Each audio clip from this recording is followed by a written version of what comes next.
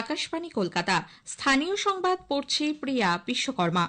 ঘটনার প্রায় 5.5 মাস পর আরজিকর মেডিকেল কলেজ হাসপাতালে তরুণী পিজিটি চিকিৎসককে ধর্ষণ ও হত্যা মামলার রায় আর কিছুক্ষণের মধ্যেই ঘোষণা হতে চলেছে। শিয়ালদা আদালতে অতিরিক্ত মুখ্য বিচার বিভাগীয় ম্যাজিস্ট্রেটের এজলাসে এই রায় ঘোষণা করা হবে। এর জন্য সকাল থেকেই আদালত চত্বরে কঠোর নিরাপত্তার বন্দোবস্ত করা হয়েছে। এই মামলায় ধৃত সিভিক ভলান্টিয়ার সঞ্জয় রায়কেই একমাত্র অভিযুক্ত বলে চার্জশিটে উল্লেখ করেছে সিবিআই। আমাদের সংবাদদাতার একটি প্রতিবেদন। আর কিছুক্ষণের মধ্যে শিয়ালদা আদালতে আরজিকর মামলার বহু প্রতীক্ষিত রায়দান অনুষ্ঠিত হবে। যে রায়ের দিকে শুধু এ রাজ্য নয়, গোটা দেশের মানুষের নজর রয়েছে। সে কারণে শিয়ালদা আদালত চত্বরে আজ বহু মানুষ ভিড় জমিয়েছেন। মামলার গুরুত্বের কথা চিন্তা করে সেখানে অভূতপূর্ব পুলিশি নিরাপত্তারও ব্যবস্থা রাখা হয়েছে। ইতিমধ্যেই মামলায় মূল অভিযুক্ত সিভিক ভলেন্টিয়ার সঞ্জয় রায়কে কঠোর নিরাপত্তার মধ্যে দিয়ে প্রেসিডেন্সি সংশোধনাগার থেকে আদালত চত্বরে নিয়ে আসা হয়েছে। উভয় পক্ষের আইনজীবীরাও ইতিমধ্যেই আদালতে এসে পৌঁছেছেন।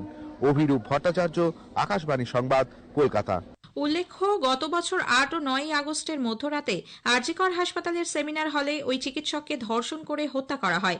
9 আগস্ট সকালে আরজিকর হাসপাতালের সেমিনার হল থেকে ওই চিকিৎসকের দেহ উদ্ধার হয়। তদন্তে নেমে পরদিনই কলকাতা পুলিশ সঞ্জয় রায় নামে সিভিক ভলেন্টিয়ারকে গ্রেপ্তার করে। এরপর কলকাতা হাইকোর্ট 13 আগস্ট সিবিআইকে এই মামলার তদন্তভার দেয়। 18 আগস্ট স্বতঃপ্রণোদিত হয়ে মামলা শোনার কথা জানায় সুপ্রিম কোর্ট। আজ রায় ঘোষণার প্রেক্ষিতে দুপুরে শিয়ালদা আদালত চত্বরে জমায়েতের ডাক দিয়েছেন জুনিয়র ও সিনিয়র চিকিৎসকরা। থাকছেন নার্সরাও। গোটা দেশকে নাড়িয়ে দেওয়া চাঞ্চল্যকর এই ঘটনার মুখ্য বিচার বিভাগীয় ম্যাজিস্ট্রেট কি রায় দেন সেদিকে নজর রয়েছে রাজ্য, দেশ তথা পৃথিবীর বিভিন্ন প্রান্তে ছড়িয়ে থাকা বহু মানুষের। মেদিনীপুর মেডিকেল কলেজ হাসপাতালে প্রসূতি মৃত্যুর ঘটনার প্রেক্ষিতে আজ ওই হাসপাতালে গেছেন জাতীয় মহিলা কমিশনের চেয়ারম্যান ডাক্তার অর্চনা মজুমদার। কলেজের অধ্যক্ষ, জেলা মুখ্য স্বাস্থ্য আধিকারিক সহ অন্যান্য স্বাস্থ্যকর্তার সঙ্গে বৈঠক করছেন তিনি। মৃত মামনি রুইদাস এবং অন্য অসুস্থ প্রসূতিদের বাড়িতে গিয়ে পরিবারের সদস্যদের সঙ্গে কথাও বলবেন তিনি।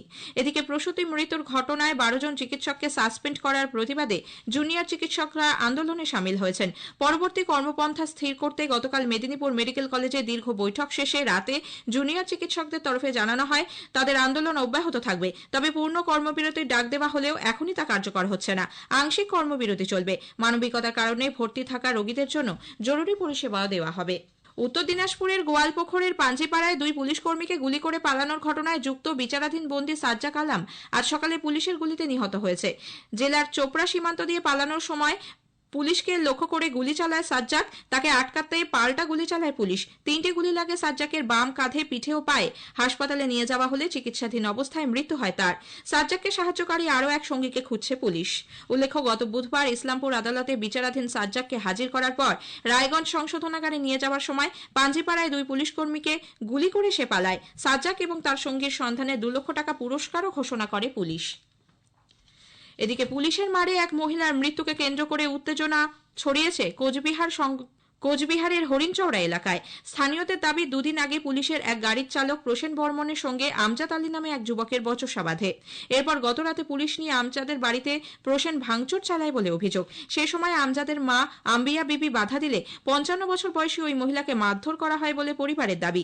ঘটনাস্থলে মৃত্যু হয় ওই মহিলার। এর প্রতিবাদে আজ সকাল 9:30 থেকে প্রায় 1.5 ঘন্টা দিনহাটা ও মাথাভাঙা সড়ক অবরোধ করেন এলাকাবাসী। পরে পুলিশের আশ্বাসে অবরোধ উঠে যায়।